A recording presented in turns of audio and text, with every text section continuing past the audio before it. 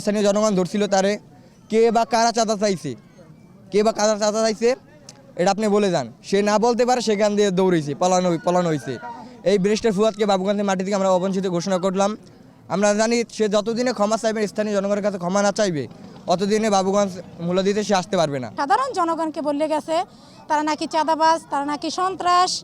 আমাদের দেখা অনুযায়ী আমরা এখন পর্যন্ত দেখিনি যে বাবুগঞ্জের লোক চাঁদাবাজ, সন্ত্রাস। সবাই চায় একটা ব্রিজ এখান থেকে হোক, কিন্তু উনি চায় না। এই বিধানে উনি ভুয়া মিছিল করিয়া ভুয়া সন্ত্রাসবাদী সে এই জন্য দিয়া আমাদেরকে বিব্রত করছে। এই জন্য তার বিরুদ্ধে আমরা এই মিছিল করছি। কাজ কারা পাইছে ব্রিজের তা আমরা কেউই জানি না, সাধারণ জনগণ কি তা জানে না। তারপরও কোন লোক চাঁদা চাইছে, আমরা তাকে প্রশ্ন করছি যে কোন লোক চাঁদা চাইছে, সে প্রশ্নের জবাব না দিতে পারতে সে এখান থেকে পালিয়ে গেছে।